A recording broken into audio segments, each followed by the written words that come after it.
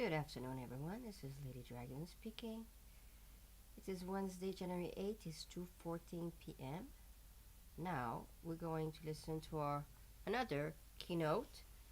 This one is called EV is Hitting a Plateau. Enjoy.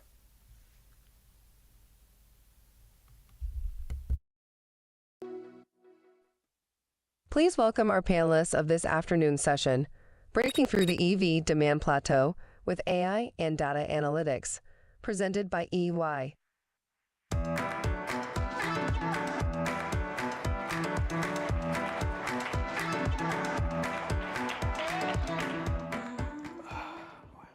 Good afternoon. Welcome to CES and Happy New Year. We're super excited to share with you some fresh thoughts on EVs, the electrification, the demand plateau, and how we use AI and machine learning to break through. But first, I'm excited for you to meet the panelists. We have a great group of unique individuals with great perspectives. So, Danita? Thank you, Brian. It's an honor and a privilege to be here today with you all today. So my name is Danita Park. I'm the founder of What Strategy. We offer strategic advice to EV and electricity companies. And I have over 20 years of energy experience in retail and wholesale electric power. In 2016, I bought myself an EV. In 2018, I drove it coast to coast from the east coast of Texas to the Gulf Coast. And ever since then, I've been trying to figure out how do we integrate EVs into the grid. And that's my passion and my mission. Similarly, thank you so much, everyone, for the opportunity to be here. My name is Laura Cottingham. I have about 18 years of policy experience, always at the nexus between energy and innovation and building sustainable communities. I spent some time as the City of Houston's first sustainability officer. Worked there during Hurricanes Harvey and Winter Storm Uri. I think we had 7 federally declared disasters in 8 years. And after that, I went to Greentown Labs, which is the largest climate tech incubator in North America, where I was the vice president of strategy and policy and impact. And we worked building innovation ecosystems around energy transition and climate change in Boston, as well as in Houston, Texas. And today I'm working with a company called Management Solutions to support the U.S. Department of Energy's Office of Clean Energy Demonstrations. All right. Hey, CES. Come on, how y'all doing? Everybody good? Happy New Year to everyone. Really fortunate and blessed to be in your presence today and share the stage with distinguished panelists and also Brian. I love you, man. But named Kevin Alston, I'm been blessed to have 25 years working at our Toyota organization. Started right out of college, and company's been really kind and good to me and my family. Current responsibility, I'm the Group Vice President for our supply chain operations here in North America, based in Dallas, north of Dallas, Texas.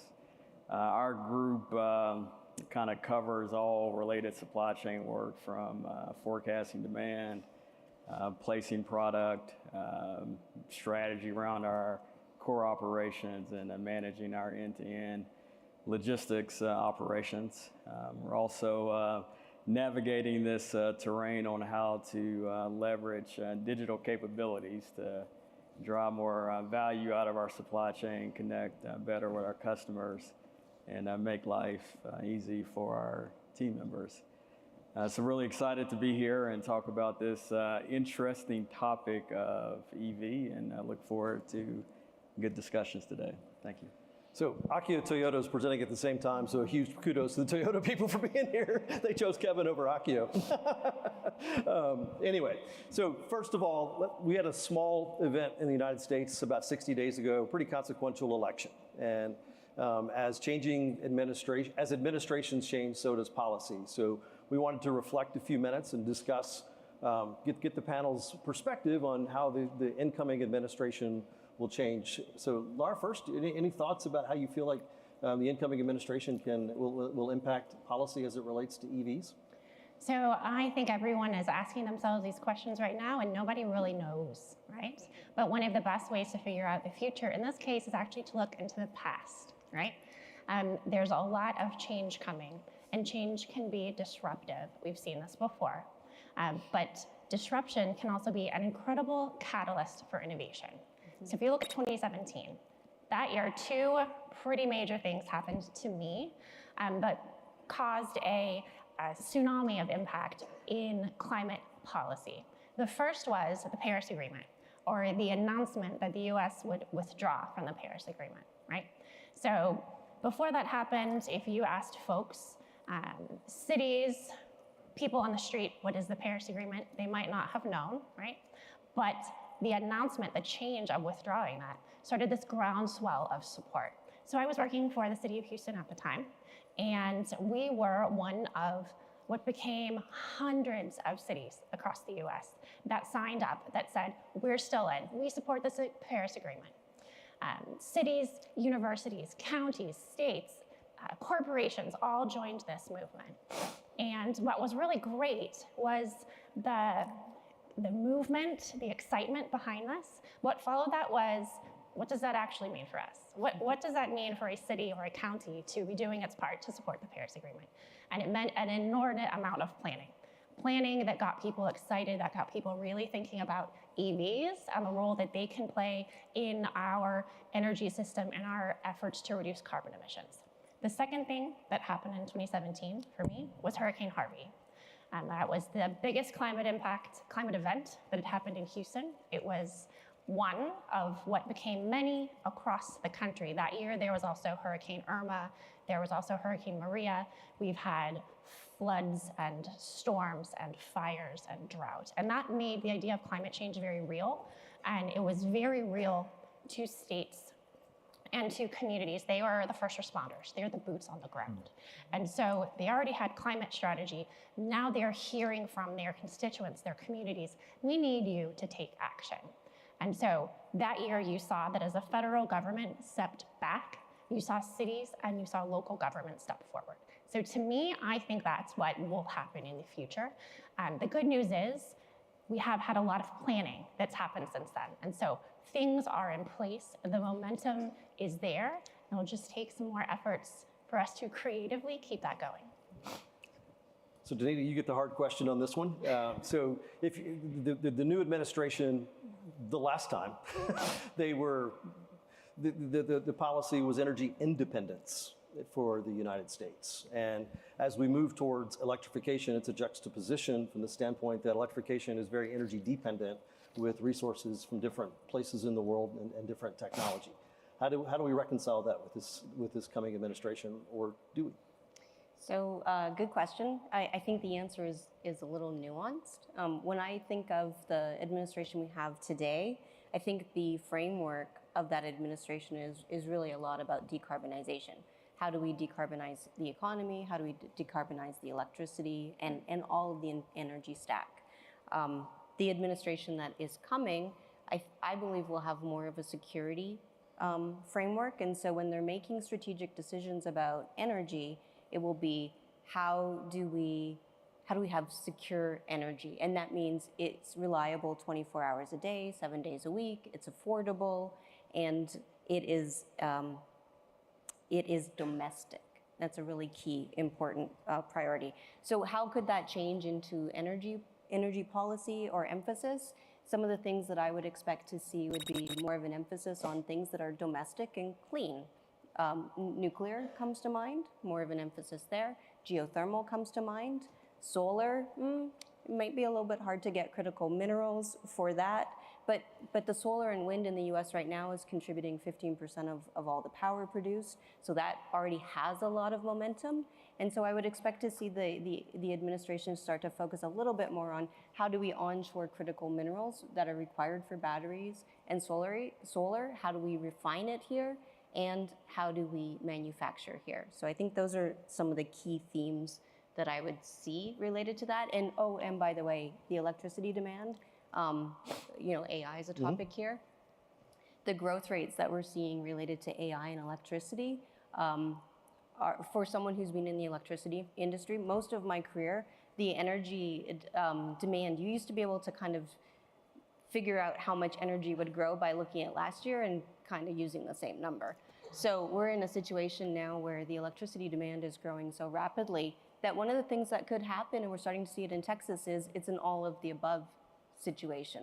So to meet the energy that we would need to be competitive in AI, it could take all sources. So I think it'll be really interesting. I'm excited to be surprised by the administration, because I think there will be lots of surprises, but I think it's a very interesting time to be watching. Absolutely.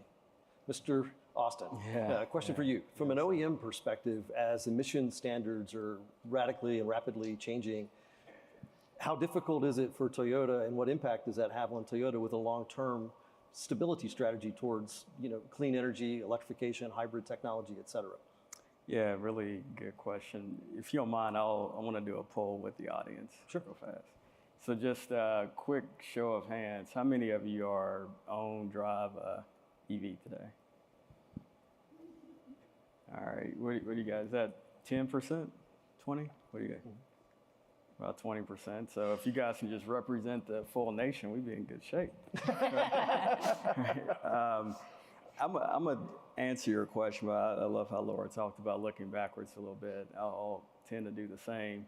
After the Obama administration, say 7, 8 years ago, we got to think about where was the EV market in the U.S. at that time.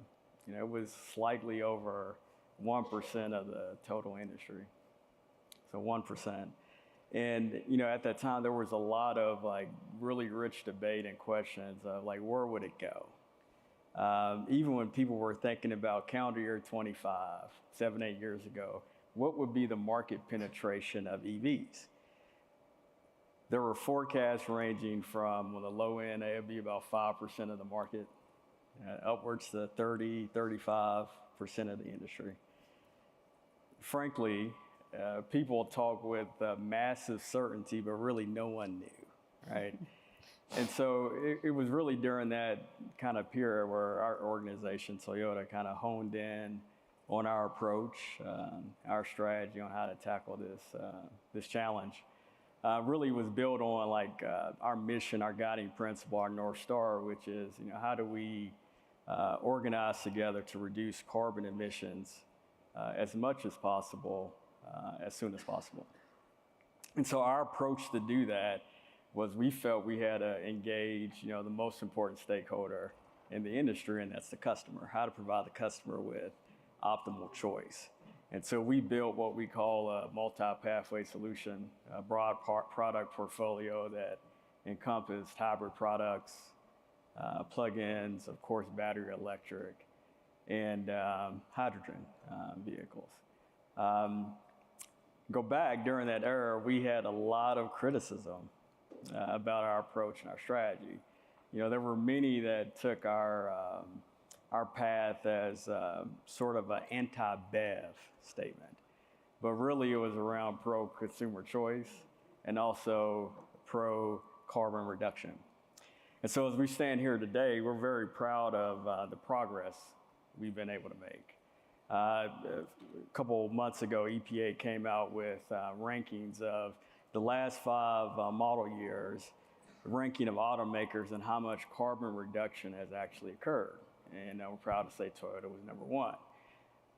This past year, we just finished calendar year 24, we had a 53% increase in electrified products being sold to consumers versus the previous year. Over 45% of our lineup was electrified.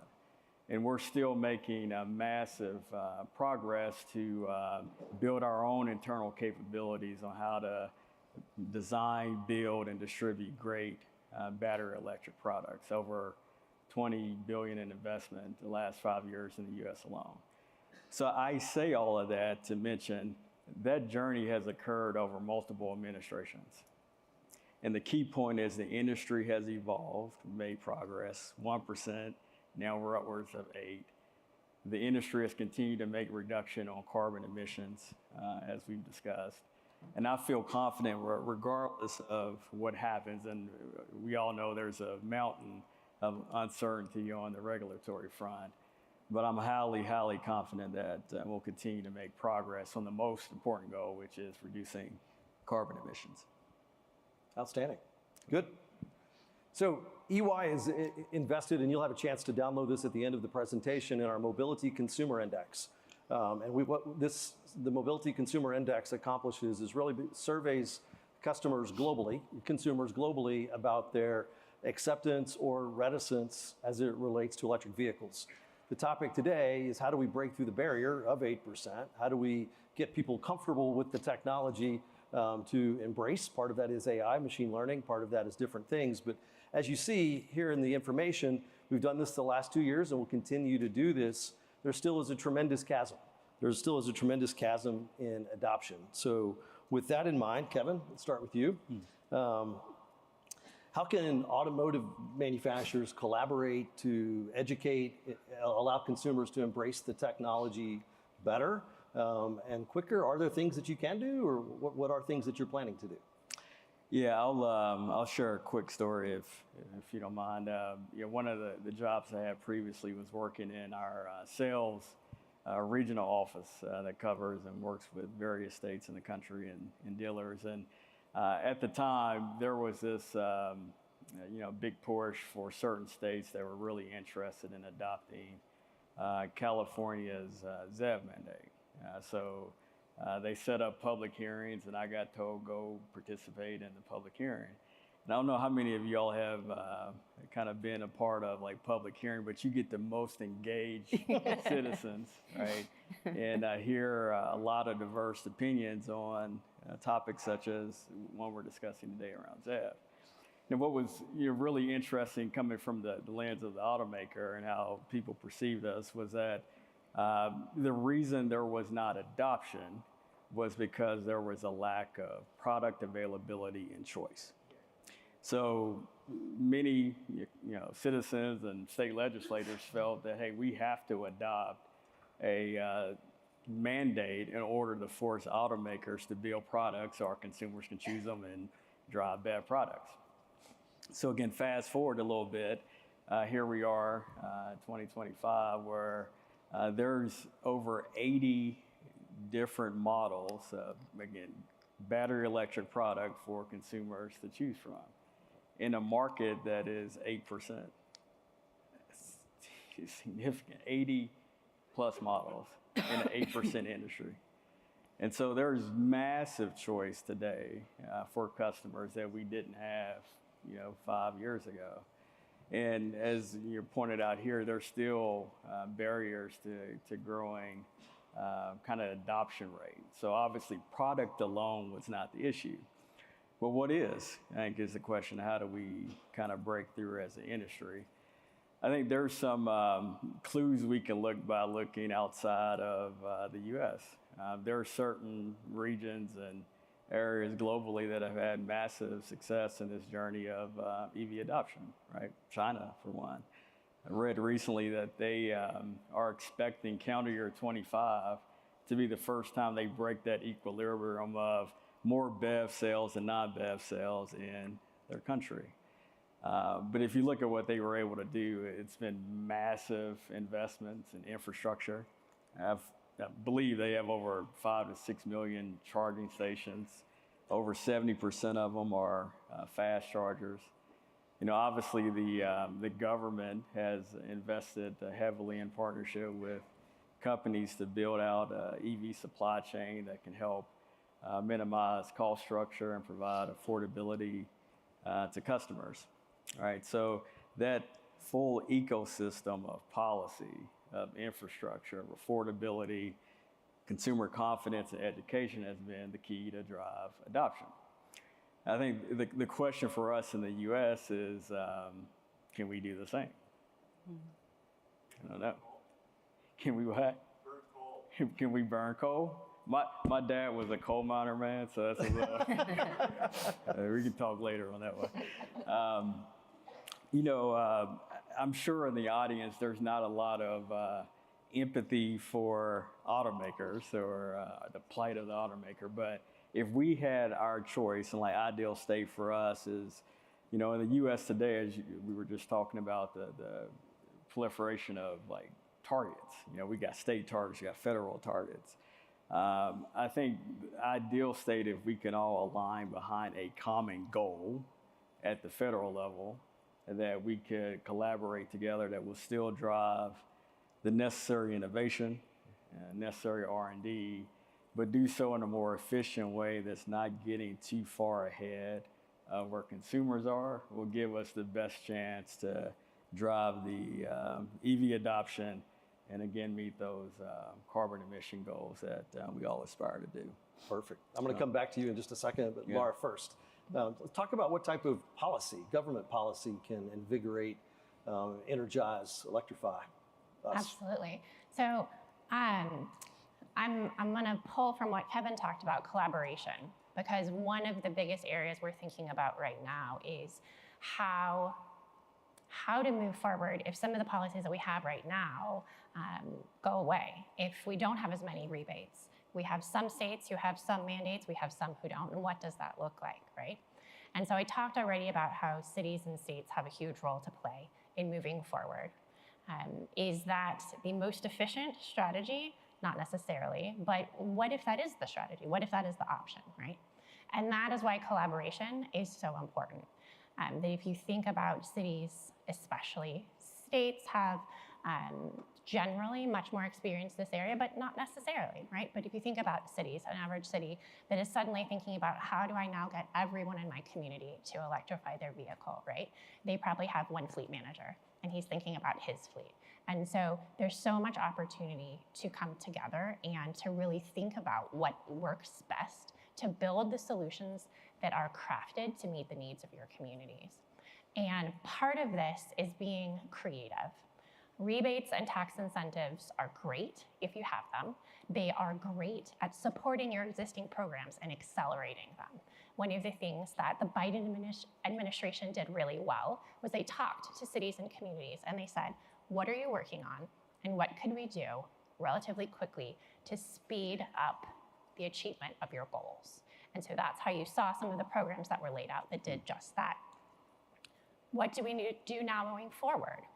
We have to think about how do you build business models in an absence of some of the things that you had the last 4 years. Number one thing you teach startups is that you shouldn't build your business model on a government incentive or a rebate because these things are notoriously intermittent, right? They can come and they can go. So thinking about your long-term strategy, how can you move forward? Another thing that is really needed in this collaboration is kind of getting outside the box. Don't just think, oh, there's not government support, therefore it's not gonna happen. One of the things that when I was with the city of Houston and we worked with a group called Climate Mayors, and Climate Mayors went from a teeny tiny group that was founded in 2014. After that Paris Agreement, suddenly it had hundreds of members, right? All of these mayors, many of them had commitments to electrify their fleet, and they saw a challenge that they couldn't actually purchase the vehicles even if they wanted to. We saw this as well. And so we put our heads together, we worked with partners, and we created a EV purchasing collaborative so that cities and communities all across the country could come together and purchase vehicles, right? So that was a policy decision that didn't actually require a formal policy. But the cities couldn't have done it on their own. They work with EV manufacturers to make sure they have a diversity of different types of vehicles that are available. Another example of a type of collaboration that involves the government, but not necessarily in the way that you would think, was in Houston with a group called Evolve Houston, which is actually how I got to meet Danita. So the idea here was you're in Houston, this energy capital of the world, which loves energy, loves electric vehicles. How can the city help spark more interest? The city can't and doesn't have the regulatory ability to tell individuals what to do. We gotta get them excited. Even if the city electrified every single one of the vehicles in its fleet, which is pretty big, they're still an enormous city. So the idea behind Evolve was let's bring together leaders in the community that other corporate fleet owners and other stakeholders in the area look to, respect, and not so much say the government is telling you to do this, but saying, look, these guys who I know like NRG, like Shell, like the University of Houston. And if they're stepping forward, they're getting involved, that's something that I can do. I want to learn more. I want to see what that's like. So sometimes collaboration comes from unlikely partnerships. And I think being creative and thinking about policy not just as what we've seen in the past, but what could it look like in the future? And then really understanding that we're going to be a bit in an implementation phase right now, that we have plans, utilities have plans, they've been working on this for a long time. Some states have mandates that they're working really hard to make. How do we implement that in ways that are successful in communities? Because no two community is alike. So Danita, think about this from an electricity perspective. What can the electricity energy do to energize, electrify, pick your word, to accelerate? So I love what both Kevin and Laura have said, and I was thinking about three things. So there's three things that the electric industry should really do to drive adoption. And number one is affordability. So when you buy an electric vehicle in the US, you're probably saving 14 cents on every mile you drive. If you drive 10,000 miles a year, $1,400. That's real savings that I don't think a lot of customers really understand what that means to them. So helping the customer understand what that saving looks like, that has to be transparent and easy for the customer to understand. I'm not sure if you have looked at an electric bill lately, but oftentimes transparent and easy are not two words that, that may come to mind, but that's what we have to do. We have to help customers understand how much you're saving when you're fueling your EV, and also understand that it's not just about financial savings, it's also about emission savings. The United States has actually done a very amazing job decarbonizing the grid. From 2014 to 2023, the CO2 emissions have reduced 45%. It's not a stat that a lot of people know. I think that's remarkable. Now transportation is the leading cause of greenhouse gas emissions in the United States. So helping customers understand that they can take action, even just by moving from a fossil vehicle to an electric vehicle to a BEV, you are going to save your own, improve your own carbon emissions because the grid is so much cleaner. And then I think the third point, which you two have already talked about, is integrating EVs and that ecosystem of EVs in a much more effective way. So what does that mean when we think about EVs? And so I'll tell you from an electricity perspective, when I first found out about EVs, so I buy my EV, I take it home, and I'm trying to figure out how much energy do I need? And I'm ashamed to admit this. I work in the power industry, and I'm trading like megawatts and stuff like that. And I'm like, how much does a kWh cost? And how much is a kWh? And how much do I need to like drive from point A to point B? Oh, and by the way, I don't even know how far I drive in miles on a daily basis. And so if it's really hard for me to understand these pieces and put it together, it's really important for us to make it easy for the consumer. But as a person working in the electricity industry, I was thinking about this problem solely from the electric industry perspective, without really understanding the collaboration and integration required with the towns and the cities, the regulatory environment, the legislative environment, the hardware makers, the auto OEMs, the software layer that knits it all together. Trying to work in silos is really going to be a barrier. So I think all the players coming together in that ecosystem, I think the electricity players have a really important opportunity to help knit some of those players together. Fantastic segue. So we mentioned at the beginning, AI and machine learning, how can that accelerate? AI through software-defined vehicles really presents a unique opportunity for us to use vehicles in a way that is foreign to us today. Danita, you've got some fantastic ideas on how electric vehicles can optimize the grid, provide additional storage capacity, which if your vehicle becomes a profit center, it maybe make it more attractive for me to buy an EV. So why don't you share a little bit about the ideas we've discussed? I think they're fantastic. Sure. So my EV has about 70 kilowatt hours of capacity. That's about $500 or home battery power walls. So if I had the ability to tap into my electric vehicle, how could I support the electric grid in their resilience? Now, the electric grid, some of you may already know this, we're in a pretty technical audience here, but the electrical grid has to maintain a 60 hertz frequency every second, even sub-seconds. And so the electric grid and the control operators are continuously moving that around. As AI and electrification happens, the demand for electricity is happening so fast that it takes a really long time to build a new gas, coal, power, solar plant.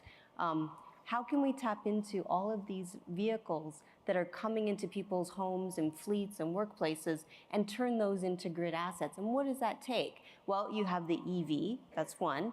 You need a way to, you have the grid, that's another piece, but then you also need a way to connect the EV to a building or to the grid, and that's usually in some sort of bidirectional charging. So the electrons can flow both ways. They can flow into the EV as a battery, from the EV to the grid when it's required, through some sort of building, and there's also this layer required to orchestrate all of that. And so there's a whole bunch of different names that kind of get talked about here. It can be DERMS or VPP, but all of these things require, if you can imagine, to keep the grid in balance sub-seconds, a lot of information, a lot of coordination, a lot of decision-making, a lot of forecasting. When is Laura going to be home with her EV? What are her driving behaviors? What is the size of her EV? How much electricity does the grid need? All of these questions and all of that information, if we can put that up into the cloud and have devices to interact with the customer in the way of apps, very easily you can start to see the application of AV in optimizing and solving for this problem. Awesome. And as you said earlier, with the additional AI usage, energy usage could increase 30, 40, up to even 50%. So we do need additional storage capacity and balancing. We do. Mr. Austin, talk to us about Toyota a little bit. How's Toyota using AI generally in operations? And then beyond that, how are you thinking about leveraging AI to accelerate EV adoption? Very good. It's a couple months ago, I had heard Satya Nadella, Microsoft CEO, he made a comment where he felt that AI could do for knowledge workers what lean manufacturing or lean principles did for manufacturing, right? Through driving, reduction in waste, elimination of non-value added work. And very interesting for us, Toyota is kind of the architect of lean through our Toyota production system. And really how we've been thinking about AI is really around leveraging our spirit and essence of TPS, so very much mirrored his comments. For us, like TPS is really around like people development and empowerment through the elimination of non-value added work and providing meaningful challenge for team members. And we see that AI is really an accelerator of that can help in engaging and providing a lift for people to do great and amazing things, driving more focus on what matters, enhancing our ability to innovate, and really redefining how we work. I'll give quickly here one quick use case that we've been thinking through and how it connects to EV adoption. So one of the really fundamental things that any consumer goods company, whether it's automotive or not, does is makes a decision of where do I send certain product to help meet customer demand and support company goals and make money. So that product placement is a critical decision-making of any organization. I think if we look back at Toyota, our methodology to do that was very rearward-looking. What happened in the past likely will happen tomorrow. A ton of manual processes, and we leveraged the magical power of Microsoft Excel, right? And so that worked really well when the world was very simple. Obviously today, not just with the kind of the mandates and environmental regulations, we have trade complexity with USMCA. just the amount of decision making required and data to drive that decision making has never been at the level we face today. So just really high complexity. And when you think about EV adoption, one thing that's true here in the States, it is not common across the country. You don't have average adoption rates in every state. You don't have average adoption rates in every city. Everywhere is different, right? So if we try to use what we've done in the past, we're going to be missing customers and we will be flooding other customers, right? So the power of AI and really leveraging massive amounts of data, really serving as a teammate for our people to help drive better decisions, align closer to what market demand really is for all of our products, including EV, and really meeting customers where they're at is really, I think, one of the key, good, simple example of what we'll be using AI for. And we're, leveraging it obviously to help drive investments in battery technology, optimize our supply chain, help us on our sustainability practice. But at the core of it, we're trying to look at it as a way to accelerate our core, which is really fundamentally built around TPS. Awesome. Cool. So last question, in a minute or less. We're sitting here today on the stage, 2025 CES, assuming they'll have us back if we were here in 2028. Today we're at 1.3 million units in the US, 8% market. Where do you feel volume will be 3 years from today? And then the second part of that question real quick is, what do you think the tipping point is? Is it lower price, technology acceptance, comfortability with range, energy infrastructure, free form? Danita, you're first, you go. So I would love to see in 3 years the market share, sorry, Kevin, to be closer to 20%, which I know is a heavy lift for a lot of the automakers of the marketplace. I think that I have a lot of faith that the consumer really wants this product, that once the consumer understands it, when someone has test driven it, when someone has experienced it, they just fall in love with it. It's the performance is great, the technology is great, the fuel savings are great, the avoided maintenance, all great. So check, check, check. So I think once more people have experience to it, their neighbors are coming home with EVs, I think that it's really going to snowball. So my fingers are crossed that the tipping point will be all EVs when we get to CES 2028. No projections from you. Right. You're a government employee, but just give us some general thoughts. So general thoughts. One is a call to action that I mentioned, that group called Climate Mayors, which has a special place in my heart. Before the election, they put out that I think they had 350 US mayors that had committed to electrifying half of their fleets by 2030. So I hope to see that be well on its way, and folks on this stage, folks in this room are helping them reach those goals, because it's not going to be easy, right? Those are big, bold, ambitious goals. And my second part would be, I spent some time at car shows, and I would talk to the folks who are looking at EVs versus ones who are looking at big trucks in Texas. And I would ask them about the EVs, and I'd be like, what do you think? Like, I love it, this is so cool. Pushing all the buttons, looking at all the bells and whistles. Would you want one? No, I want a truck. And so I'm hopeful with all of the different models that are becoming available, a Tundra perhaps, that type of technology and advancement, more models being available that reach the customers, that it's the opportunity for the technology to really shine. That's awesome. All right, close it up here. I think two things I believe to be true is that one, we'll continue to make progress. Again, on carbon emissions, and part of that will be enhancements of EVs. I think second, there will be more choice. I think over the next 3 years, you're going to see more products, probably across a wider array of price points that will be more attractive for customers. So then the magic, your question is like, what's the range, right? And I think in 3 years, and it's my forecasting folks will not be happy with me because I'm gonna give a big range.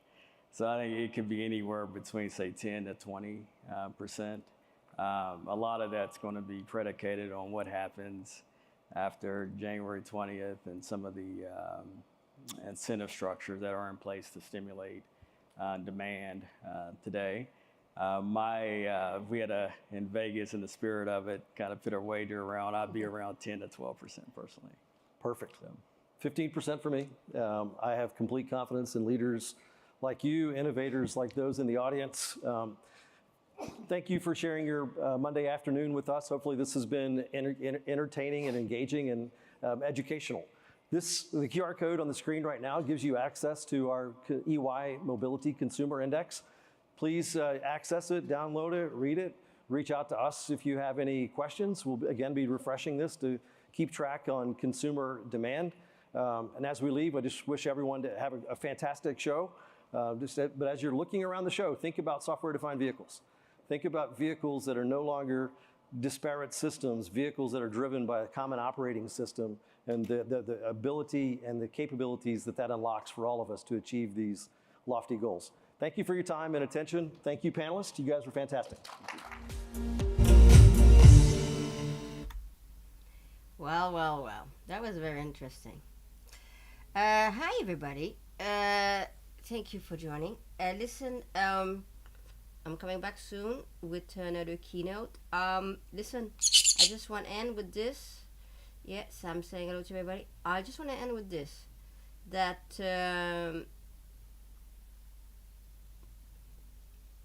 I don't care for cars. I care for spaceship. Check the NVIDIA conference if you have not. And I don't care if they use electricity or wind or whatever. As long as it's a little spaceship, that's what I want. So it seems that they have little flying cars they're gonna show. I'm looking forward to go see them. So I'll be back in about 5 minutes. See you then. Bye-bye.